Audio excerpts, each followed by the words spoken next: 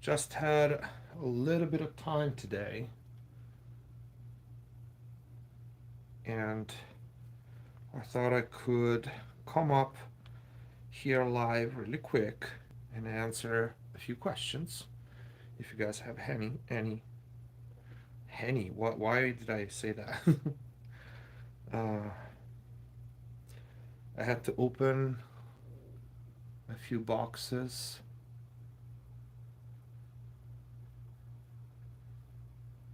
and unfortunately, I can't show them to you. Hello, hello. I had to open a few boxes because I gotta do a few videos on some new products. Um, Hello, everyone. Hi, hi, hi. So, I was saying that I have a little bit of time because I'm waiting for some files from a client and they're late. So, I can't start my mix. Hello, everyone. And um, I have to open a bunch of boxes, well, some new products, some new videos, but I can't show you the products because there's NDA until July 24th, I think. But it's cool stuff. We'll see the videos, but um, yeah, I thought I have a few minutes, probably like 30 minutes. I thought I could jump up here and just chat with you guys. If you have questions, if you want to ask me anything, thank you. I'm reading the chat here, so if you see me looking down, that's what I'm doing. Although I could read it there. I'm just stupid like that. But anyway, I just want to say something for because I still got a lot of questions and we really appreciate it about Bella's situation. So really quick, um, Bella's out of the hospital.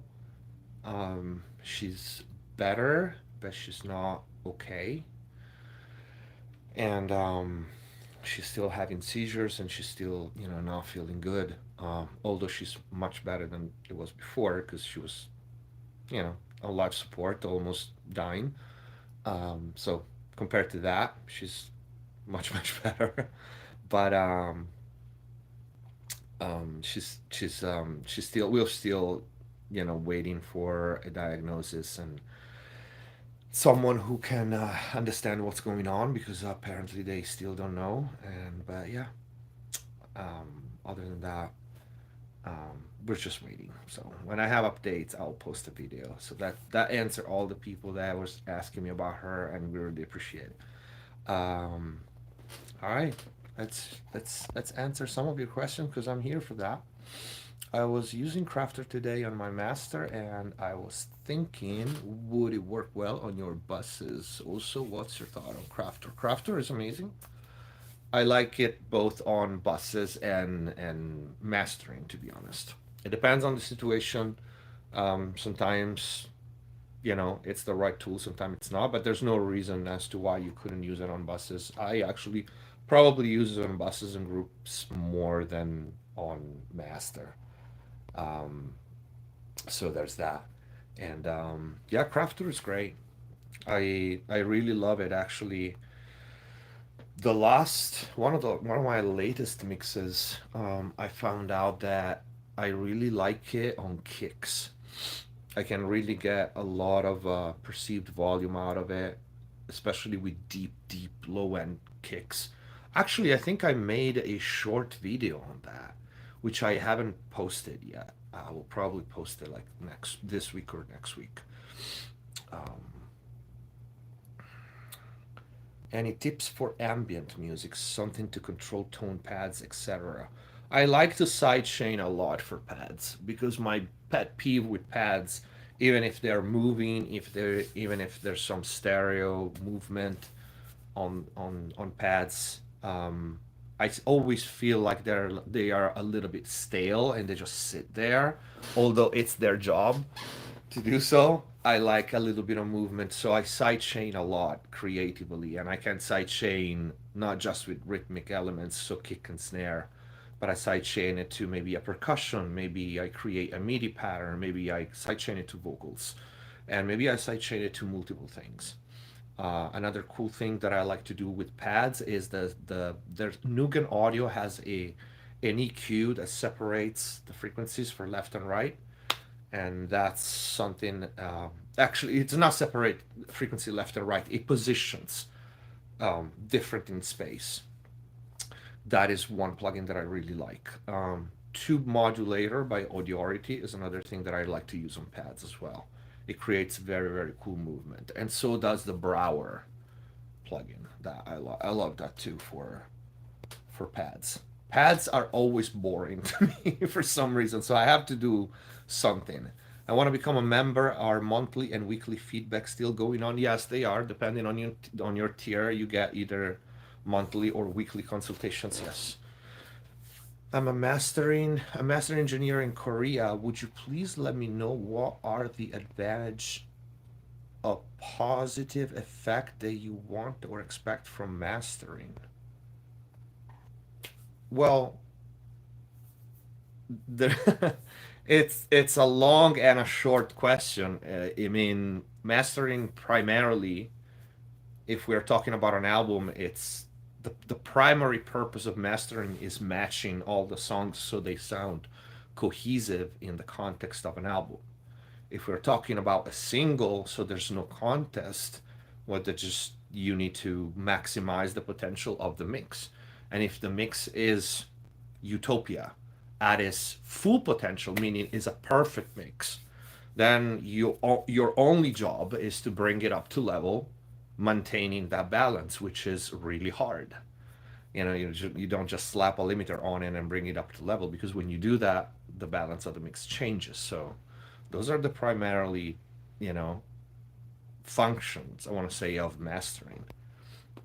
Make it better if there's room for it, and if there's not, preserve what's good and bring it up to level. And in the context of an album, just make sure that the songs are cohesive, meaning you don't have one song that is like double the size in low end, or two songs that are brighter than everything else, or how is the mid range perceived, how's the stereo image perceived.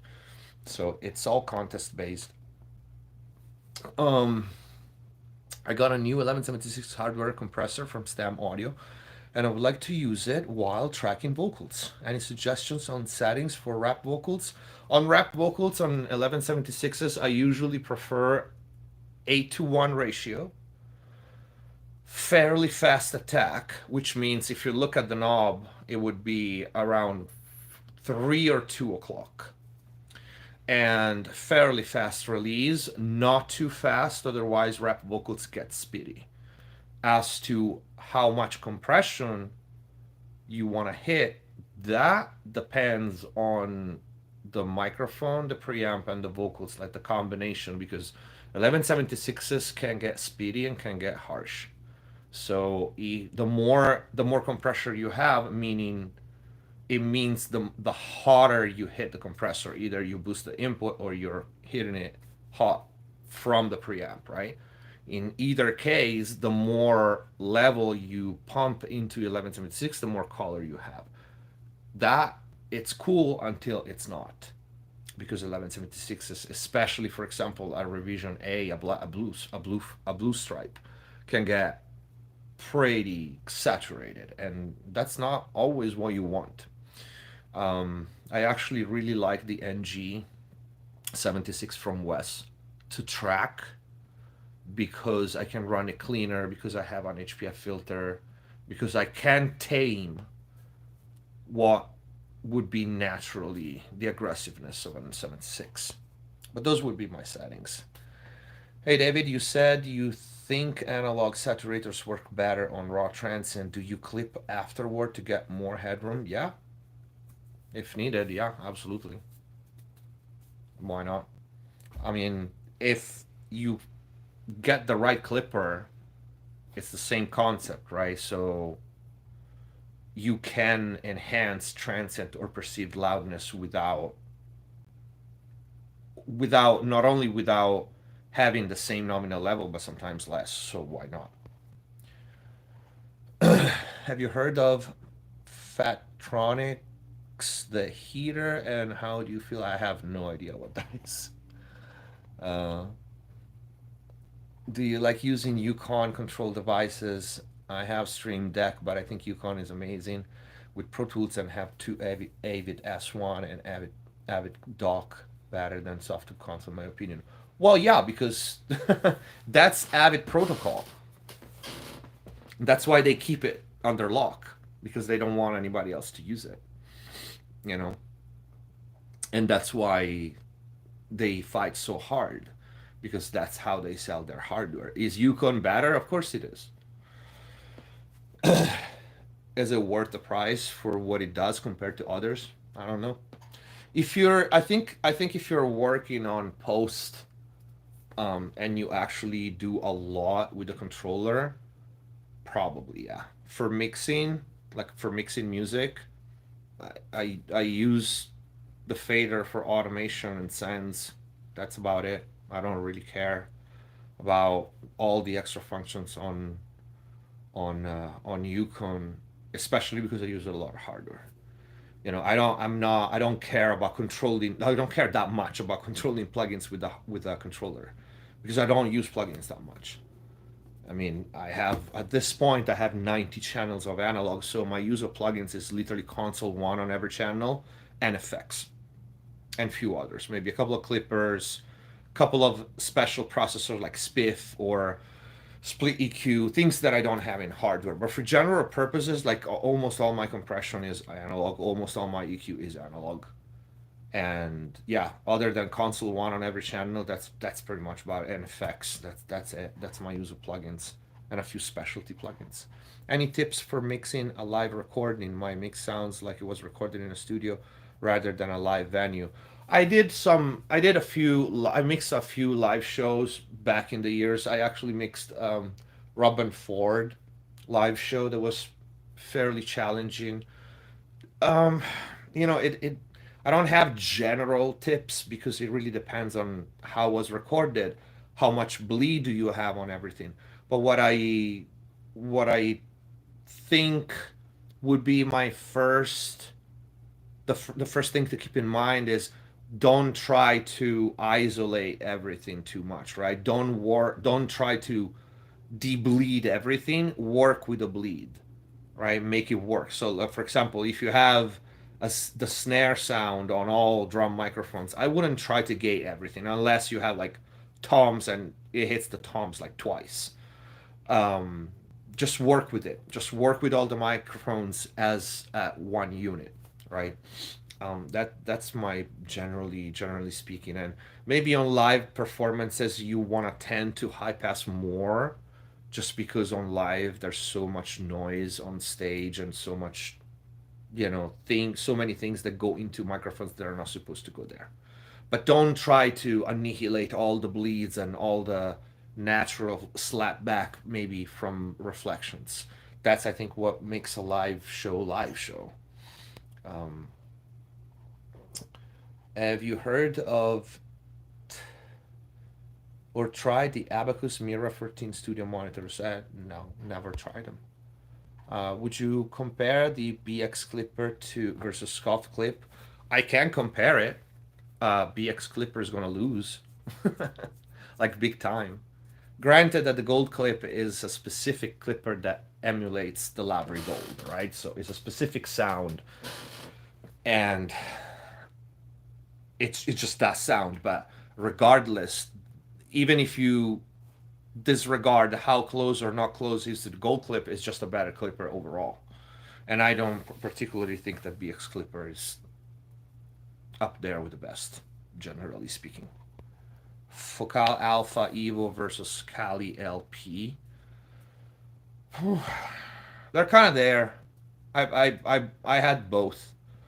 I don't know which. I'm not sure the Kali LP is the model that I had. I had two models. I had the first 8 inches and the first 6 inches, and I really liked them. The 8 inches are a little bit. bottom heavy, like the low end is a little hyped, so it's not as accurate. But they're great monitors. I prefer the 6 inches by far. Um, I like the Alpha though. I had them here. I had the whole system. If you pair it with the sub, probably the Alpha just by a smidge.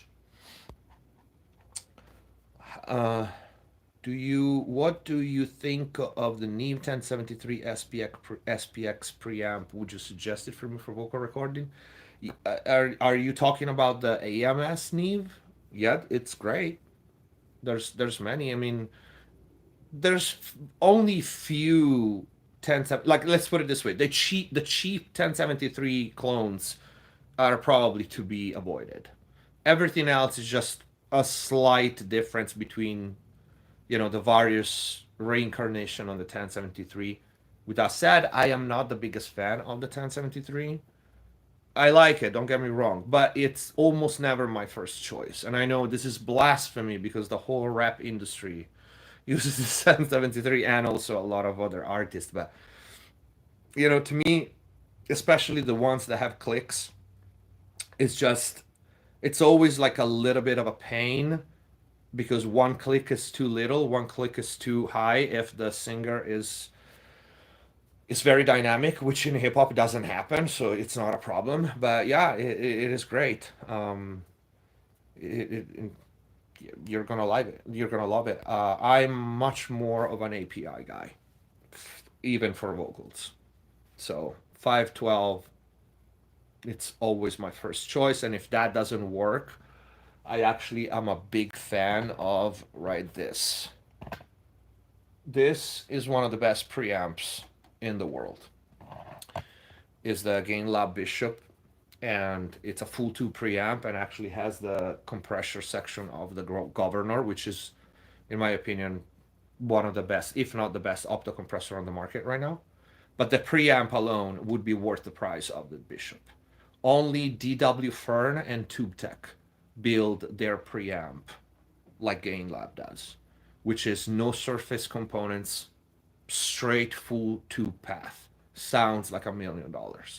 I absolutely love it. I tracked some guitars last week with it, and I almost just reminded how good it sounds. It's great. If you're using more than one limiter on your final bus, do you have them set all to the same target, say minus 0, 1, or do you have them set to 0 and you have those? It doesn't matter. It doesn't matter.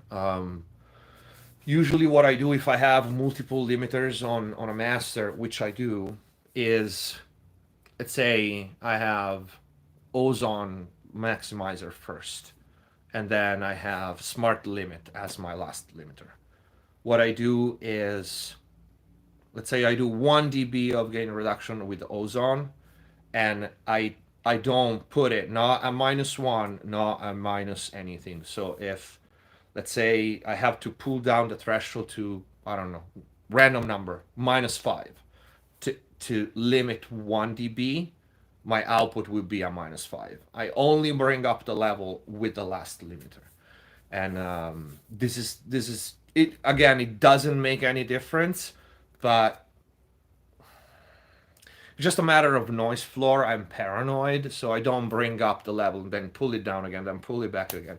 I keep it there, limit, and compensate with the output level at the same volume, even though because you want to AB the limiter at the same exact level. If you AB the limiter and it's like 60 dB louder, you're not gonna hear what the hell is it doing.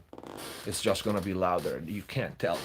You can't tell. I can't tell. Nobody can tell. So you wanna always monitor at the same level. So if I have multiple, I keep them on the same level, unity gain, and then the last one, I do my last maybe dB and a half of limiting, and then I still monitor at the same level, and then just open the output when I'm printing the mix. That's it. David, do you have a lot of nice gear? I've been thinking a lot about keeping things simple in mixing. A lot of music sound over processed these days. What are your thoughts on it? I do a lot less processing because I have the analog gear than if I have to do a mix with only plugins. You know why? Because analog gear is much more forgiving. It's, in my opinion, better sounding and easier to get the sound out of. So, give you an example. If I receive your vocals to mix, I'll probably pass them through, I don't know, dictator compressor and a Pultec EQ or an A25 EQ and put a de-esser on it, and I'm done. If I have to do it with plugins, I probably need to put a dynamic EQ on it and a tracking EQ, then two compressors plugin because I can't push them that much, and then I have to, pick an EQ that doesn't smear or give me some weird sound, and then it. I always find, and this is just me, by the way. There's plenty of engineers out there that are successful, and there are even more successful than me that do everything with plugins, and they're great. I can't do it. And I find that I probably need two machines to get the results. And with plugin, I have to put there 6 plugins. Like if I have to recreate my 2 bus with plugins, I'm gonna fill all the slots, and I still don't get there. So that's where the overprocessing, in my opinion, comes from. Why the records in the 90s and 2000s were not sounding that overprocessed? Because they're tracking on tape, mix it on a console, and send it out mastering. Right? We're still using plugins, but I recently just finished to mix 3 songs for an awesome, amazing fucking band, Salvador Dream. That's actually a documentary coming out on this band, probably this week. Iconic, one of the most influential bands in the 90s that have a crazy story. Anyway, they're re-releasing their first album, and I was called to mix, and it's an honor for me, and it was amazing. I mixed 3 songs in 1 day and a half. Was recorded on tape. It was freaking awesome. Consistent, well played. I used probably, I don't know, 2-3 things per track, and the mixes came together like this, and I know I shouldn't say it myself, but I'm very proud of those mixes. And also the bands, love them, the production love them, the NR love them, everybody loves them. So it's safe to say they're probably good mixes. And they came out like this, and yeah, and I want to say either I got lucky, I got better, and or the fact that they were recorded on tape has something to do, because they were like so consistent. And it's funny because I mixed the 3 songs in one project because it was a transfer to tape. So it was literally how the timeline, of how they were recorded in the studio, to the point that there was a false start, and they played for like 30 seconds, and then they stopped, keep rolling the tape, and then they played again. It was awesome. So I think the over processing problem comes from a lot of plugins, too many. I don't have that problem with analog. Also because having analog gives you limitations, right? So that's why I bus a lot. That's why I group a lot. And yeah, you should try. Schwab Gold Clip versus Acoustica Ash. They're both good. If I want the sound of the Gold Lavery, I'll go with Schwab. If I want some other kind of different clipping, I'll go to Ash. They're both great. What are your favorite situations to use the Fatso? Fatso, drums, synth bass, background vocals for like rock and hardcore kind of pushed type of vocals, but not 1176 pushed, round pushed, like tape pushed. Definitely this. But there's a reason, because I have 2 Fatsos, even though it's stereo, because I love him to death. There's very few situations in which the Fatso is not the ticket. So, but those are my main spot. Like, any replacement alternative for our box? Nope. No. And it's funny because one of the oldest plugins Waves have is still one of the best, if not probably one of the best compressors plugin ever made. It's funny because not a lot of people know that it's a combination of compression and limiting. And no, there's no alternative. Just keep it in the folder and use it. Everybody does. Literally everybody in the industry at any level that I know, use it and still use it. It's a great plugin. How's your wife doing? Yeah, I said it at the beginning. She's not well yet, but she's out of the hospital. Um, walking and talking, but she's still seizing. She's still not well. We're seeing different doctors and waiting for a diagnosis. I'll update as soon as I have more information. Yeah, it's a bit sad. I don't want to turn everybody sad. um,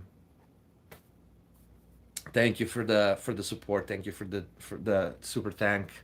Hey, thank you for the time. Question: what is more important, ears or span? And tonal balance control. Sometimes I found mixes less good when I go in for perfect balance of span.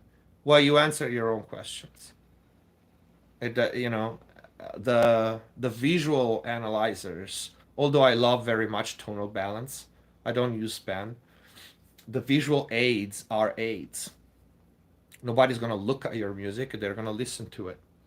So you should absolutely never go for perfect, because first of all, there's no such thing of anything perfect on a visualizer, on an analyzer, and second, it doesn't tell you anything. It tells you 3% of what you need to know about your mix. It doesn't tell you decays or frequencies and so many other things. Just use it as a general reference. Don't pay attention. Don't stay on it more than like 20 seconds. And don't try to make your song look like your reference. It's a different song. It's a very silly moot point to try to do that. Uh, Noiret Blanc, thank you so much. Thank you for the love and the support. I really appreciate it. All right. What do you think of using exciters in mastering? I'm a big fan of Softtube Vice plugin. You've been using the S1, MK3, and EQ1 forever, and recently tried their new Softtube exciter. I have mixed feeling. I do like exciters in mastering when it's required, and the use of them, it's 99.9% subtle, because we're talking about mastering. Um, I like Ozone Exciter. I think I've said it many, many times. I really, really like that exciter, both for mixing and mastering. I like the new Vice exciter, but it's a very specific sound. So it's not something that I would ever even think about having on my mastering team template if I had such a thing, which I don't by default. So it is a very cool plugin exciter if you have a mix that is particularly dual, but it also can make things a little too bright and piercing and pointy. But this goes for any exciter. But yeah, if I had to pick a few exciter to use in mastering, that would be one. For specific cases, like I said, dual mixes. If a mix is already balanced, or it doesn't need that much brightness, extra brightness, I would not break that tool out. I do like Ozone Exciter. That's probably my favorite. And I can't really think of any other for mastering, at least in the plugin world. So yeah, Trinov, is it worth it? Oof. I tried several. I've been in several Trinov rooms. Um, in some rooms, it makes night and day difference. Um, Also, the music industry has been doing without it for decades, just fine. So it's kind of weird, because at the end of the day, this is the truth. No matter what room do you have, and I'm obviously talking about a decent room, like treated, like, right? It doesn't matter how flat it is or how flat your monitors are. At the end of the day, there's no such thing as perfectly flat. And even if you did have a perfectly flat environment, which I've been in a couple of rooms like that, is the most uninspiring environment to mix and master that you will ever experience. It's so uninspiring and it's so dull. If you have ever been in a completely, truly flat response room, it's so boring. It's unexciting, and I don't think I think probably I know two people that like that, and everybody else tune their room to their taste, and it's all about learning your monitors in your room. Given the fact that you have a good treated room with great speakers, I don't want to hear the bedroom with 3 inch speakers and all you have to do is to learn your room. That doesn't work. It will never work. So there is a bare minimum, which is a built room treated with good monitors.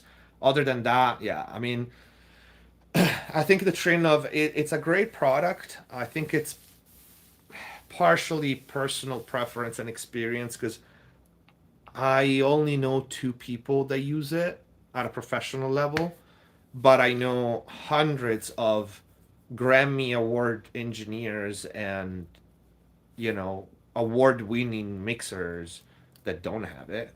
And they don't even have a flat room, but they know their monitors and their room inside out. You know, I like V600. I'm looking into getting an analog studio reverb, mostly for pop and rock vocals, but instruments would be a bonus. The IGS Springtime is what I'm thinking. Any strong alternative suggestions? So, first of all, anything IGS makes is top notch. So the reverb is no exception. Um,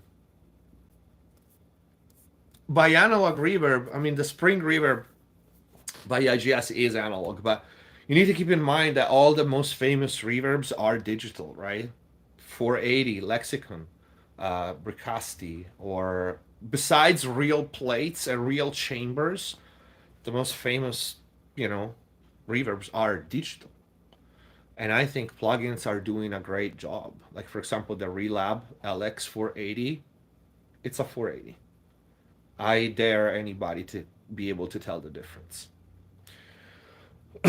Impulses for Bricasti. I like Bricasti. I'm not in love with Bricasti, but I like it. Impulses are just, they work just fine.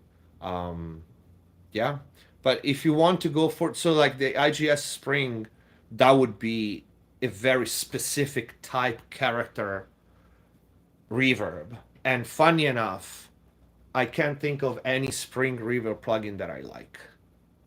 That's now that I think about it. And I think about it because I just finished a mix and the artist was telling me like I was thinking about a Spring reverb and I tried a bunch and I didn't like any. So that's probably could be a a good thing to get. When you build your mixing room, did you build thicker walls or just treat the surface? No, I just treat the surface because this wall behind me can be moved. So we kind of tune the room moving that wall and to the dimension that would make more sense for modal um, standing waves and stuff. I don't have problems with isolation. I don't have to isolate myself from the outside. So I don't have that problem. Usually that's where you build thicker walls because you have to isolate and avoid other people to knock on your door and say like, "Hey, you're too loud." I don't have that problem. I didn't have to isolate myself. What would love to see you testing out the new head monitors and the new Eves. You need when you guys want me to test something, tell the company.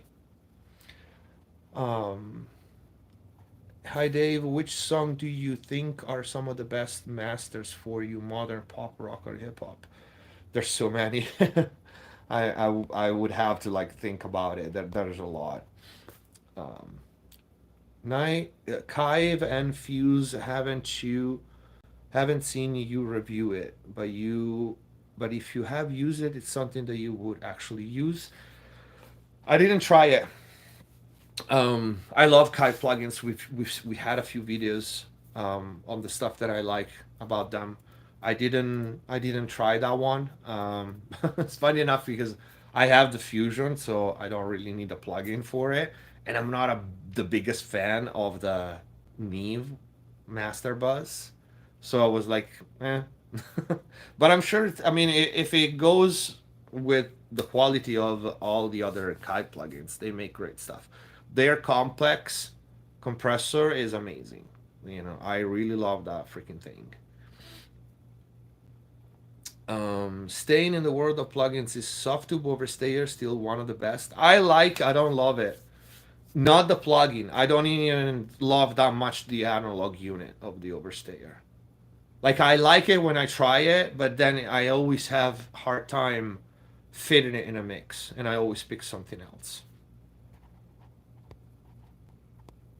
Um, the forever question may be out of topic, but what is your one income stream? And if this is the only job you got, mixing and mastering is my main income. That's what I do for a living. And in YouTube it just happened, kind of like, yeah, it's worth putting effort in YouTube as well because it does, you know, it does have benefits, but the money from YouTube is chump change. I'm in LA. It wouldn't even pay my bill, like my electric bill. The money that I get from YouTube is chump change. YouTube doesn't pay shit, but it has other benefits. First of all, I want to believe that I still help people, right, with the mixing videos and everything, and I help people by showing products that people, can't try. You know, New monitors, new compressors, new things. That there's a lot of people in the vast majority of of people around the world doesn't have the chance of trying things. I know because when I was in Europe, I didn't. So when you people at home have like, hey, I have this $2,000 and this is gonna be the purchase. What the heck do I get? So I hope I help because keep in mind I never feature anything on the channel that I don't believe it's gonna be good for you guys, whether or not I use it, because that has nothing to do, right? Like if I review a pair of like 3 inches speakers that I think they're great for the price, they're great for people at home, they're great for people that mix into their bedroom, and people go like, why you don't use them? Why? Because I have fucking mains. That's why. Like it doesn't matter if I don't use it. I need to think what can be useful for you guys, right? Because how many of the people watching my channel have the studio that I have? Not many, right? So it would be stupid for me to only review things that I use. Well, I have different needs than my audience. Most of people in my audience don't mix for a living. I do. That's what I do. That's how I pay my house, my car, my bills, my everything. And so, any expense is justified differently. And yeah, I mean, plus, again, YouTube is worth it because of the community, because of, the relationship with the companies and all the other things. But yeah, I don't have another job. Why, how could I even have time to have another job? I barely have time to make videos. And today, like I said, I happen to have this time today because the mixer that I was going to start, it's late to come in. That's the only thing. Uh, just recently became a member. Glad I did. Thank you so much. I'm happy. I'm happy you find it useful. David, what do you think? All right, I have 20 minutes left. David, what do you think of the Oxford Drumgate? Love Oxford Drumgate. Those mixes that I just talked about that were recorded on tape, Oxford Drumgate plugin on every channel for the drum. Would you mind explaining what attenuation is on the Pultec behind you? Yeah. So the Pultec for both low end and top end, you have a boost and attenuation. Basically, is a boost and a cut, and they on the low end, the boost and the cut are on the same frequency. And you would probably say like, why do you boost for them to cut? Don't they null? They don't, and the reason because they don't is because one bell has a different shape than one that cuts, and so that creates when you boost and cut on a pull tech, so boost and attenuate, what happens is you have a bump and then a little cut right before the bump, and that cleans up the low end, the low mids, and makes the low end feel even more powerful. And for the top end, it's different because you can select the attenuation, but the attenuation is basically a cut, and on the pull tech is a very broad, smooth cut. David, do you think it's a good idea to mix with a pair of iLoud MTMs and headphones? That's a that's kind of a very well timed questions. I can't say anything until July 24th, but I absolutely love the iLoud MTM. I think IK Multimedia bought the Precision and the iLoud are amazing monitors. Are they enough with a pair of headphones to get the mixes at the level that you want? I don't know. I don't know. Um, and this is such a personal thing, right? It depends what's your benchmark, what's your reference, and if you get there, you get there. You know, in if you ask me, professionally mixing and mastering requires speakers of a certain size and a certain caliber. But it again, it all depends if you do this for a living or not. And but by this for a living, it means like for other people that pay you, right? Because when you mix for yourself, you are your only critic. You don't have anybody that will call you and say like this is not how I want it. And so but there's people out there that can mix just in headphones and with a small pair of speakers, and if you get the result that you want, that's your answer. Don't ask for confirmation to anybody if you get the result that you want. Thank you for all the prayers and love for Bella. I said at the beginning of the live stream how she's doing. I'm not ignoring the questions, I just don't want to repeat it too much. Hey David, of course there are many reasons, but how could you fix nasally vocals? I just don't get it right with EQ. Unfortunately, if you have a resonance that is like this, it's usually poor pairing with the vocal and the mic, or it could be the microphone casket basket that has some weird resonance on some cheap mic happens. Unfortunately, there's not much you can do. You could try with a mic modeler. With a mic modeler, you could possibly make it better. Other than that, break the autotune vocal EQ, track whatever frequency it's bothering you, and it will track it for you. But that, unfortunately, there's not much you can do. Remember, guys, like the music that you put out is out forever, right? So if you have a problem, and I understand sometimes you can't re-record, but I mean, unless you are a superstar that has to record on the fly, and that's the only time you have because your next 3 months are booked, just freaking re-record. It's not worth it. Messing with like somebody asked me this morning like, oh, how do I deal with vocals that are recorded too hot? You don't. You ask to re-record, because you're gonna lose a lot of time trying to fix them. They're still gonna sound like ass, and what's the point? you know We're going to see you on the Mr. Bill podcast. I don't know what that is. I'm sorry. I feel bad because now I feel I should know what that is. I don't know what that is, but I'm open to guest appear in almost everything that is like decent. I'm not familiar with that, but yeah, I mean, I'm down. I don't even know what it is, but I'm down. It's good. I purchased the Kirchhoff EQ from watching the review. Thank you. Yeah, that the plugin is really good. I love it. Thank you for the prayers, guys. Uh, what do you think of using exciters in mastering? Oh, I just responded to that. I'm gonna scroll a little lower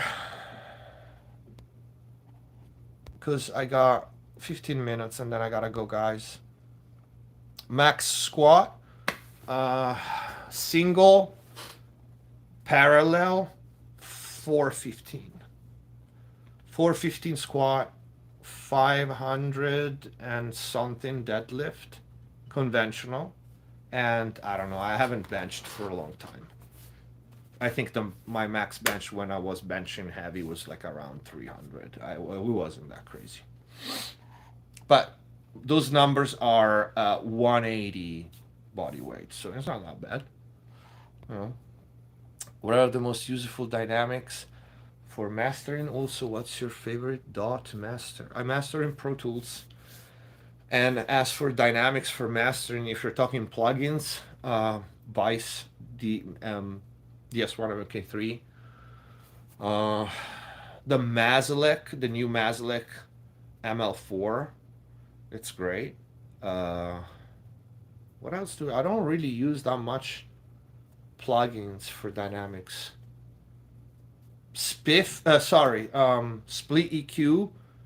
It's not considered dynamic, but it should because you have the percussion side of it.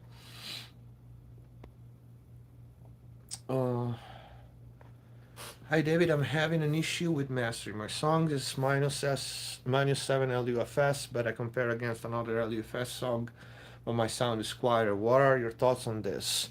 You should watch my many videos on perceived loudness. And I am so happy that you asked this question. You know why?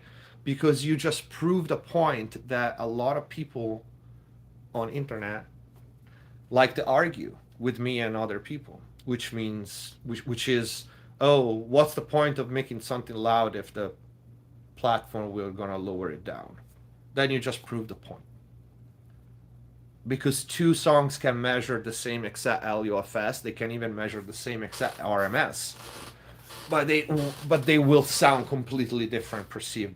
They will have a completely different perceived loudness because it's a matter of harmonic content, is a matter of density, is a matter of transient control, and that's why your song measures the same.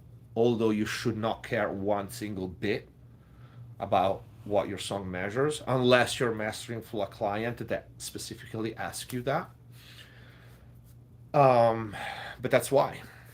I have multiple videos on perceived loudness. If you search that on the channel, you will have 90% of the answer that you need.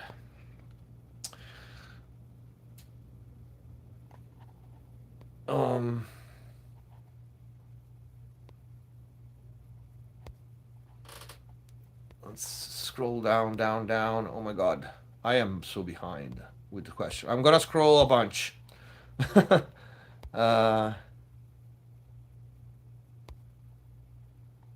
SSL 500 bus comp or West Audio Dione, which is better for mastering. I'm not sure I would use any of them for mastering, but definitely West Audio Dione, 100%. Are the Acoustica audio plugin the closest to analog you can get? No. Who told you that?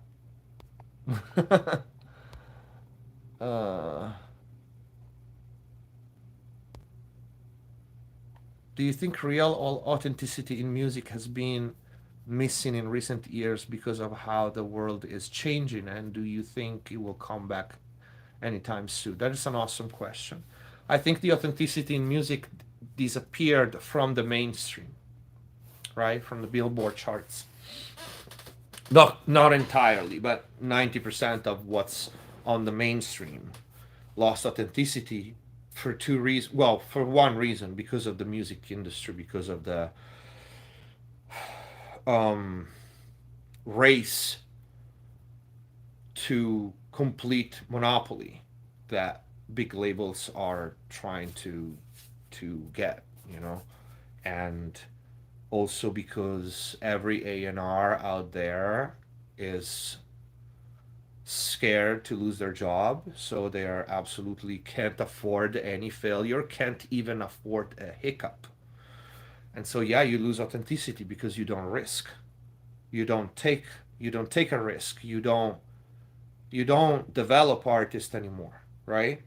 You don't go to clubs and see a band play and say like these guys are raw, but they have talent.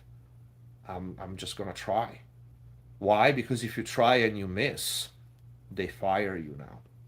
Because the music became a financial operation. It has nothing to do. The mainstream music has become a financial operation that only cares about the shareholders. And so if the trimester is in, not even in negative, it's not as high of a revenue as it's supposed to be, someone's hat's got to go.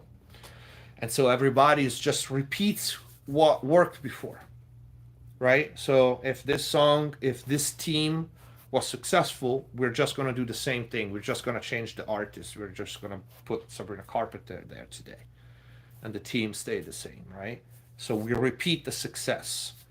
Because if you repeat the success, or if you pick the same people and the same formula, you can't be blamed. I remember Andrew Sheps saying this on my channel when we had a conversation, right? If you pick an engineer that has a record of success, that is not a question. Like you can be blamed because you picked somebody that already mixed, several number one.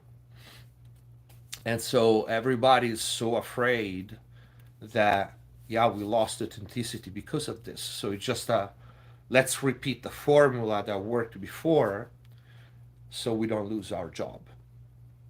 At the same time, you see some artists, some indie artists that are extremely creative, and thank God a lot of people starts to understand that the accolades and the billboards and the things like that, they are important, they are great. Everybody wants it. Everybody who tells you I don't care about that is lying, because we all want. It's at the end of the day, it's a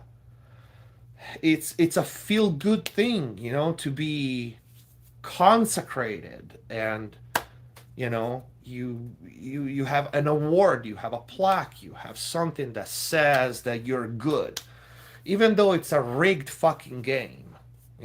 At the end of the day, you still have to do things right to get there, right? So I'm not dismissing that at all, but it's not the end all be all. And there's a lot of people who absolutely do not give a shit about being on Billboard or winning awards. They're doing amazing, amazing music, and they are selling tickets.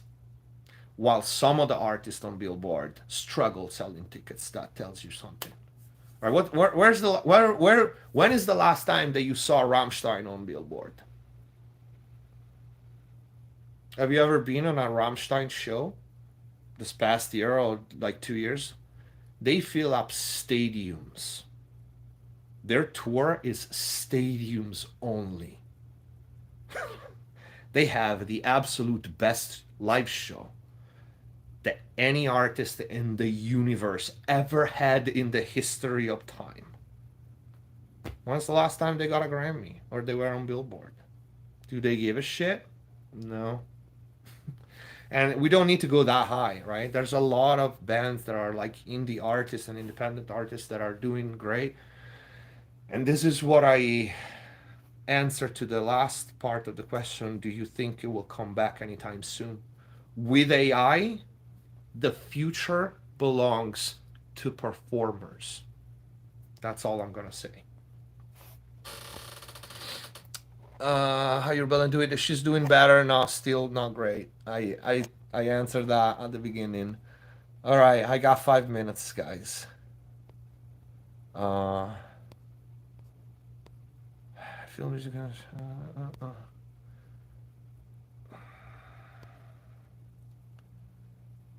How does anyone shut down ideas? Okay. I'm glad that you guys are talking to each other. That's good. A Rupert Neve, a Rupert Neve 542s and Tegeler claim a good combo for two bus. I think the 542s would add good dirt to the cream clean sound. To be honest, not that much because the 542s, it's a tricky thing. I know that I am responsible for making the 542s popular, but they are not an easy tool to use. You have to compensate for certain things when you use the 542s, and the cream does not compensate or help compensating for that. It would be a very long answer to that. But yeah, I don't think they are they I don't think they pair well. All right.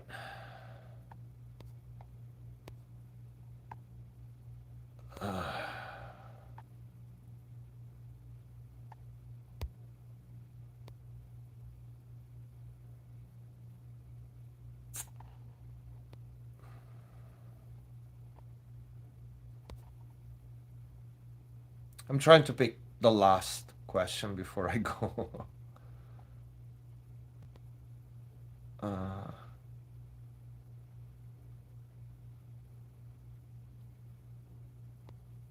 Robert okay, that's it. I don't. I think.